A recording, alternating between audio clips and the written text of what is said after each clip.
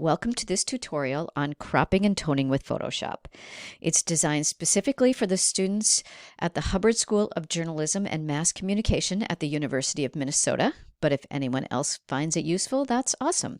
My name is Regina McCombs, and I teach visual journalism at the U.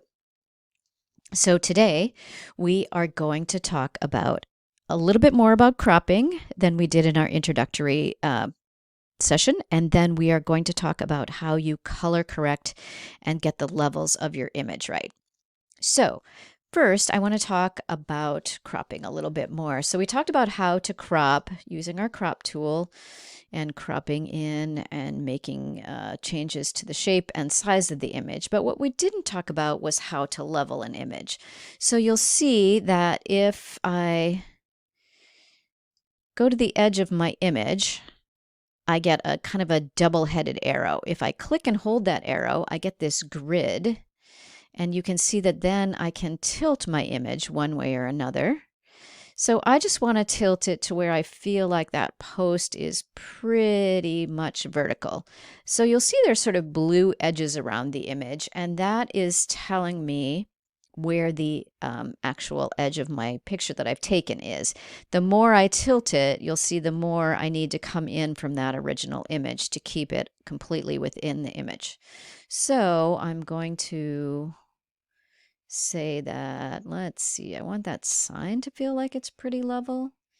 So I'm going to go with that. And then I just hit enter to commit it. All right, and now the picture looks pretty good, but it feels like this is kind of bright and maybe this is kind of too dark in here. So I want to work on my levels a little bit. To do that, I'm going to go up to Image, Adjustments, and I'm going to go to Levels.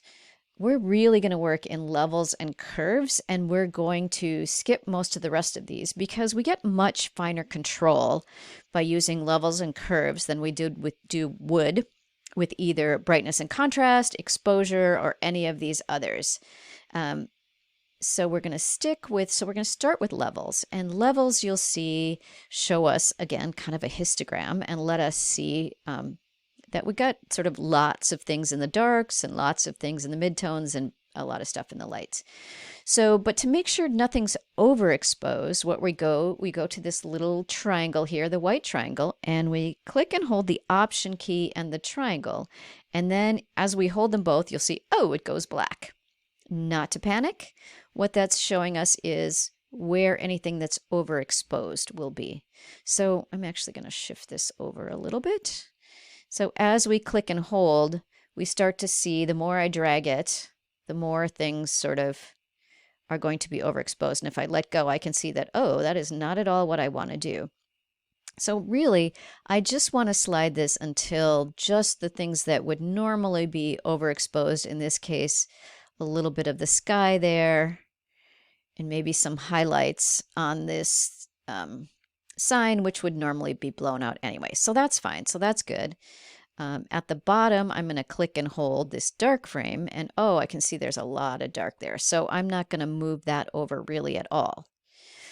At any point in the process, I can click the preview and see what I've done. So it's pretty subtle, but it improved it some.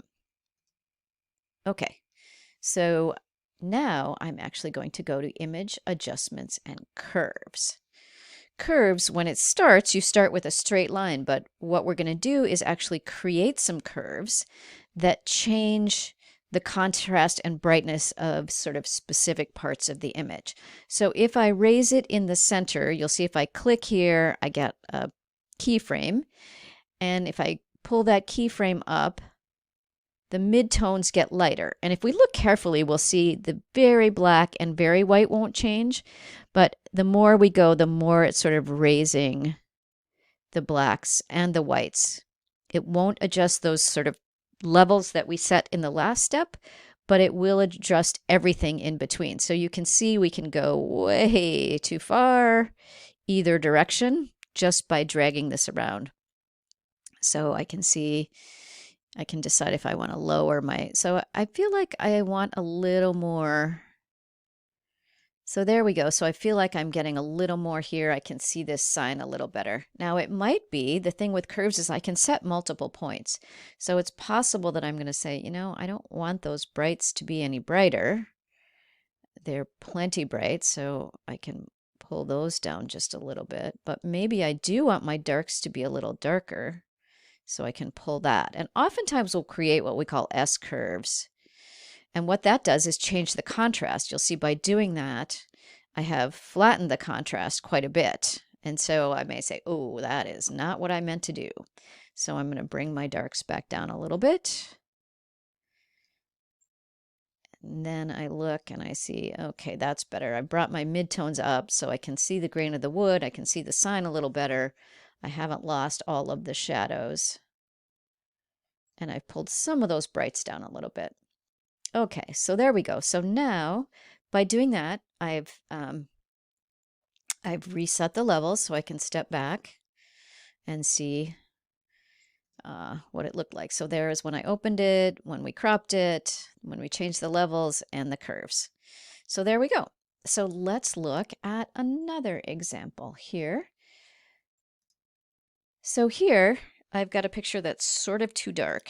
Feels a little off balance, so I'm going to crop it first. So clicking there and then going to the edge and clicking and holding that, I can turn this a bit. So the posts closest to me on the right were pretty level, but the horizon and the posts out in the field felt off balance. So I'm going to try to strike kind of a compromise here so that things feel pretty good. And I'm going to go ahead and bring this in a little bit so that one post isn't quite so obvious. And, you know, I don't need really all that dirt in the foreground, do I? So I'm going to go ahead and bring this in. We talked about hitting in the corners. So we always want to kind of look around the four edges and see if everything on all the edges is the way we think it should be. So there's this little white post that's right along the edge that's kind of distracting. So I'm going to tuck in past that. I'm just going to go ahead and get close to this dark post to give it a little bit of an edge there. And then maybe I'm going to bring this up just a hair more. And I'm going to hit return or enter, and there we go. And so that's my new crop. I can see the difference in the crop there. And I like this better. So that's good. But it feels kind of dark and murky here. So I'm going to go to Image, Adjustments, and Levels. And I'm going to look, and I can see, oh, look at that. There's nothing in the higher levels. So I'll just double check the low end real quick here. Yeah, there's a little bit that's super black. You can drag that up. Nah, I'm just going to go till things just start to show up. And then I'm going to go to the high end here and hold the Option key and drag this over. All right, and as I go, I start to see some things appearing. And so I can let go and see, oh, okay, this is the reflection off of this cross post, which I don't mind if that's a little bit blown out. That's going to happen sometimes on really bright things. And then I'm getting a little bit in the sky and some reflection over here. So I'm actually going to keep going just a hair more. All right, so back that off just a little bit, and there we go.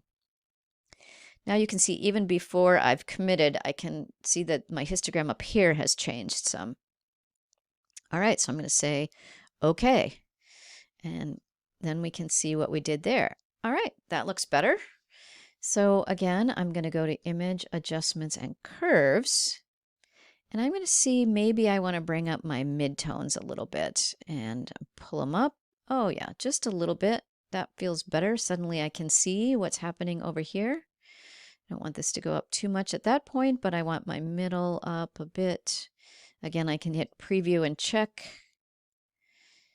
And so basically what I'm trying to do here is get it as close to the way I saw it as possible. So I really want to sort of return it to what it looked like that day. So there we go. All right, so there we have leveled it and cropped it, brought up our ends, just swapped our ends and brought up our middle a little bit. All right, good. So now let's take a look at this one. Okay, I want to crop this in a bit. I think we're just going to do it so that the hand is circling the face there. cut that nose out. All right, maybe bring in the top of his head just a hair. Keep his hand in there. All right, so I'm gonna crop it in like this.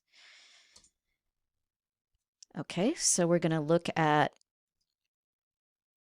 our levels and check those real quick, holding the Option key at the bottom here. That looks pretty good. It's got a little bit showing up at the top here. I'm gonna bring that in. Okay, so that's good. So there we go. Now I'm gonna go to Curves.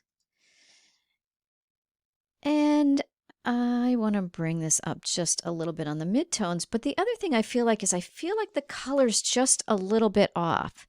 So what I'm going to do is use these eyedroppers. And with this center eyedropper, I'm going to look for something I think is gray.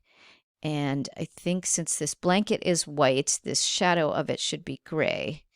And that's going to change, it takes away that orange cast. Now that may be too much, so I may click around in here a little bit to, there we go. That seems like a little better change. Now, as I do that, you can see it actually shows me in the curves that it's dropped the red quite a bit and the green a little bit and pretty much left the blue alone.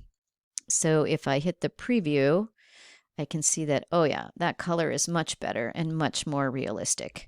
So by using my middle eyedropper and finding a gray tone in the image, I can get my color adjusted. So there we have cropped and leveled and toned for brightness. And then you see that we can use curves to set a range of tones and then also to help tweak our color.